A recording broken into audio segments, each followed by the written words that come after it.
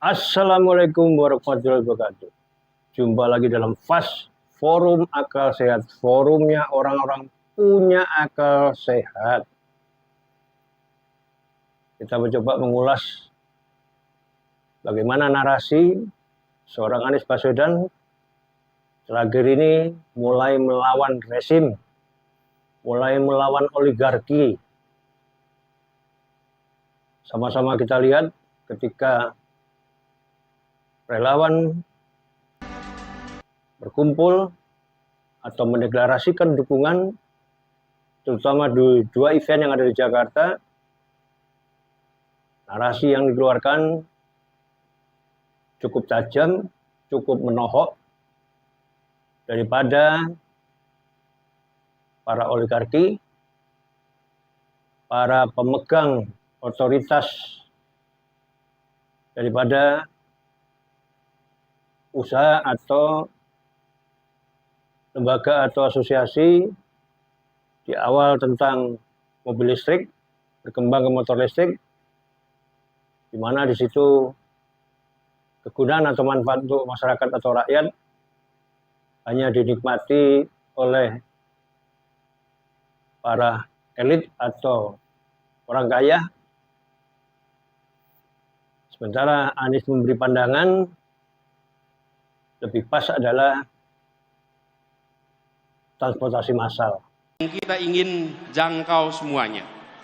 Kemudian kita tahu negeri ini punya begitu banyak peluang. Dan pemerintah harus memastikan bahwa sumber daya yang diberikan oleh pemerintah untuk rakyatnya adalah sumber daya yang tepat. Kita menghadapi tantangan lingkungan hidup. Itu menjadi kenyataan bagi kita. Solusi menghadapi masalah lingkungan hidup, apalagi soal polusi udara, bukanlah terletak di dalam subsidi untuk mobil listrik. Yang pemilik mobil listriknya adalah mereka-mereka yang tidak membutuhkan subsidi. Betul? Kalau kita hitung, apalagi ini contoh, ketika sampai pada mobil listrik, emisi karbon mobil listrik per kapita per kilometer sesungguhnya lebih tinggi daripada emisi karbon bis berbahan bakar minyak. Emisi per kilometer per kapita untuk mobil listrik dibandingkan dengan bis berbasis BBM. Kenapa itu bisa terjadi? Karena bis memuat orang banyak, sementara mobil memuat orang sedikit. Ditambah lagi pengalaman kami di Jakarta, ketika kendaraan pribadi berbasis listrik, dia tidak akan menggantikan mobil yang ada di garasinya. Dia akan menambah mobil di jalanan, menambah kemacetan di jalanan. Jadi, yang didorong ke depan adalah demokratisasi sumber daya. Bahwa kita mengarahkan agar sumber daya yang dimiliki negara diberikan melalui sektor-sektor yang memberikan manfaat nyata bagi masyarakat banyak. Bukan semata-mata untuk mendapatkan perhatian dalam percakapan, apalagi percakapan sosial media. Karena itulah kita ingin dorong ke depan. Insya Allah jalan-jalan tol yang sekarang sudah dibangun secara amat baik oleh pemerintahan hari ini, ke depannya nantinya dipenuhi oleh kendaraan-kendaraan umum berbasis dengan listrik ke depan. Kendaraan-kendaraan logistik berbasis listrik. Bukan pribadi, tapi kendaraan umum. Dan kita tahu, begitu bicara kendaraan logistik, kendaraan umum, pengangkut massal, maka dia bukan hanya memindahkan badan, bukan hanya memindahkan barang. Dia sebetulnya adalah alat untuk membangun perasaan kesetaraan. Alat membangun perasaan persatuan. Jadi ke depan ini adalah contoh bagaimana kebijakan disusun berdasarkan gagasan. Bukan sekedar kebijakan tanpa narasi, tanpa gagasan. Urutannya harus jelas. Bukan hanya karya, tapi karya berbasis narasi, narasi berbasis gagasan. Dan gagasannya di sini adalah tadi yang saya sampaikan. Kesemakmuran, kesetaraan, keadilan. Dan begitu ada pembagian sumber daya, maka pembagian sumber daya ini adalah memasukkan unsur-unsur gagasan itu. Karena itulah ketika kita melihat ke depan, kita membayangkan bahwa pembangunan ke depan adalah pembangunan yang menjangkau semua, bukan menjangkau sebagian. Tadi ada ilustrasi. Sehingga manfaat itu akan bisa dirasakan dan mengurangi gas emisi untuk go green, sehingga Indonesia akan menjadi pusat oksigen dunia atau filterisasi daripada polusi yang cukup tinggi dirasakan, sehingga suhu di Indonesia sangat panas, sehingga pemikiran Anies ketika deklarasi di tenis indoor ternyata mendapat respon yang cukup tajam daripada pembantu-pembantu presiden, artinya para menteri atau pejabat yang ada di pemerintahan, sampai berkembang kepada pengusaha yang merasa terganggu dengan ide gagasan seorang Anies Baswedan. Berkembang lagi, bagaimana di pertemuan relawan berikutnya di Jakarta juga, di tenis indoor juga, ketika dia menyampaikan pemikiran bagaimana seorang petani di Gerobokan yang dia merasakan langsung bagaimana sulitnya mendapatkan pupuk, dan disampaikan langsung ketika Anies coba mencari tahu atau belusukan yang tampak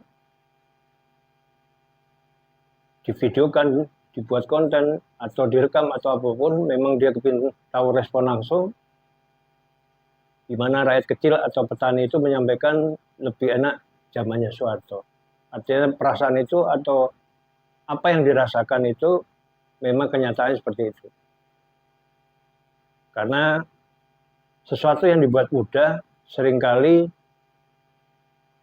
menjadi sulit di masyarakat kita terakhir ini atau di rezim ini. Sementara investor asing yang memanfaatkan sumber alam di Indonesia terkadang mengabaikan daripada norma hukum atau aturan, seringkali dilanggar hanya dalam tanda kutip investasi. Padahal investasi harusnya memberikan peningkatan kesejahteraan masyarakat atau pendapatan income masyarakat, sehingga manfaat dari investasi itu sangat benar-benar dirasakan. Tapi di rezim ini sangat jauh dari kenyataan. Selalu mengatakan investasi terbuka lebar, karpet merah, mengabaikan rambu-rambu atau apapun hukum yang ada di Indonesia. Malah kecenderungan pemerintah daerah kalau tidak mengikuti aturan pusat, maka dia akan dibuat sedemikian rupa untuk menjadi kesalahan hukum atau kejerat hukum.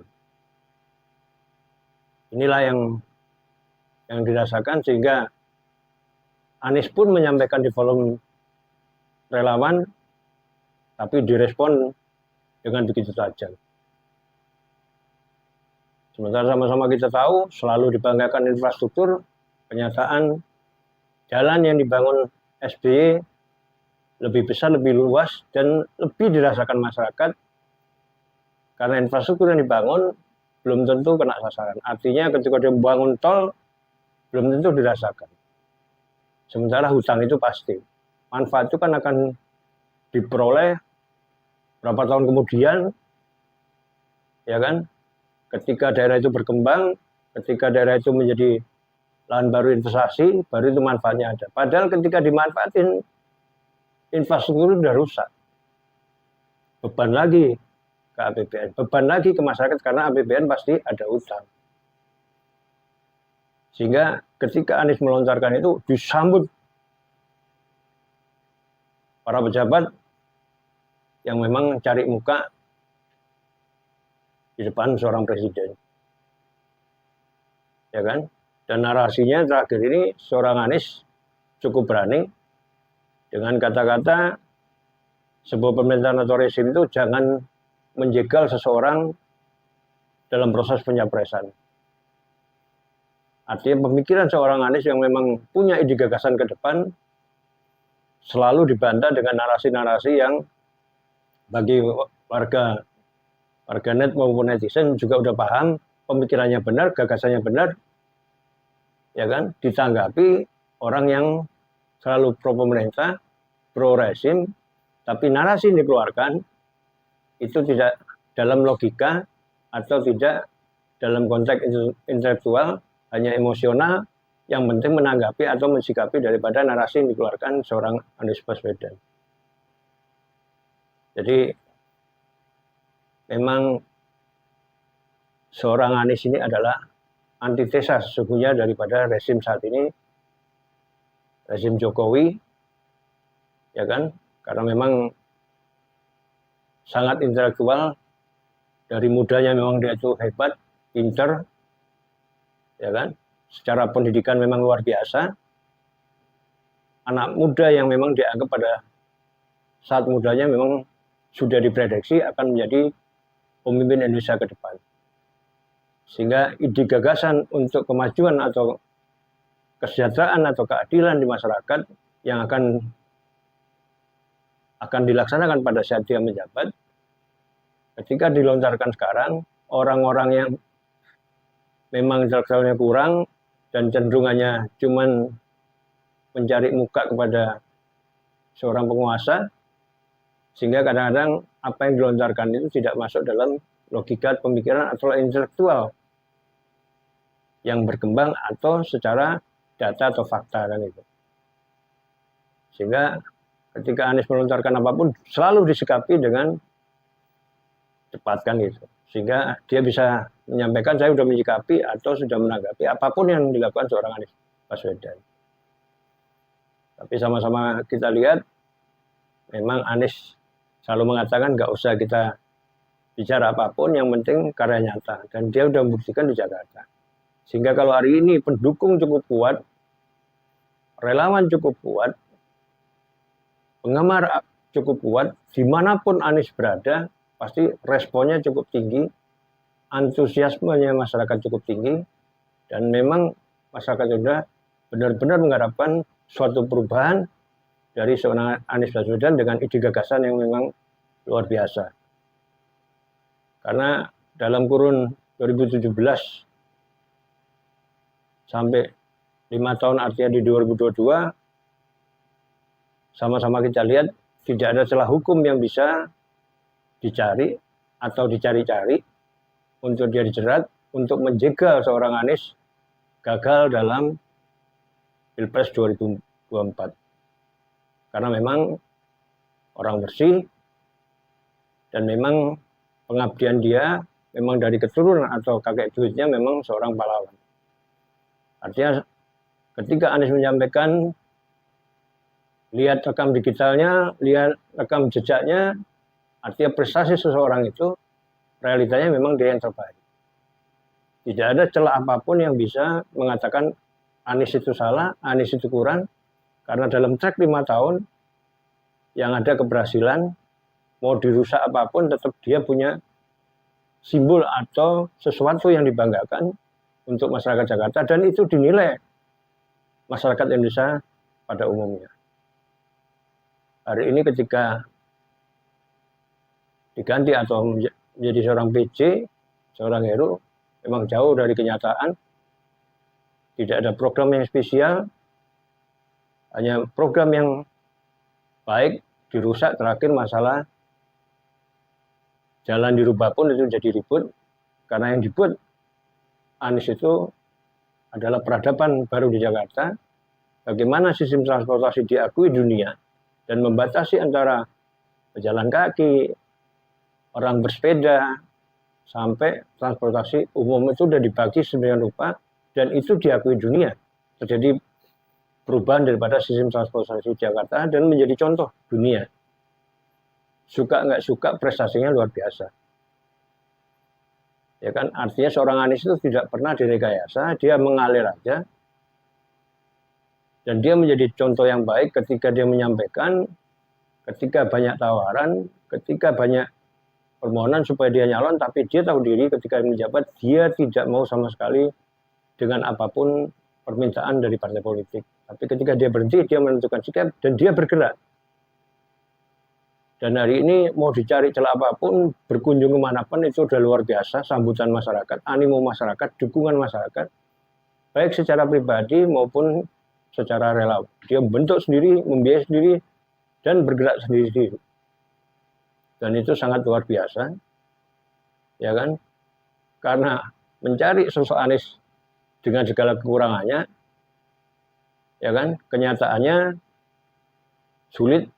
Akhirnya sekarang partai politik yang lagi digenjot habis-habisan, disandera secara hukum, sehingga keberanian dari ketua-ketua partai untuk tetap berkomitmen, karena kalau dia sudah mendukung Anies, terus berubah, saya yakin dia akan gagal di parlemen besok, dan dia tidak akan menjadi partai politik peserta pemilu di periode berikutnya. Artinya di 2029, partai ini pasti tenggelam, pasti akan ditinggalkan.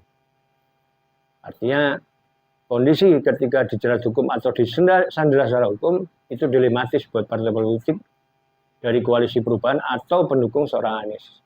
Karena udah pasti pendukungan akan kecewa dan pasti itu akan membalikkan keadaan, karena hasil survei ketika partai ini mendukung Anies Baswedan, dia pasti sudah dapat dari lembaga survei internal mereka yang menyatakan kalau kepingin suaranya naik harus memilih seorang Anies Baswedan sebagai capresnya.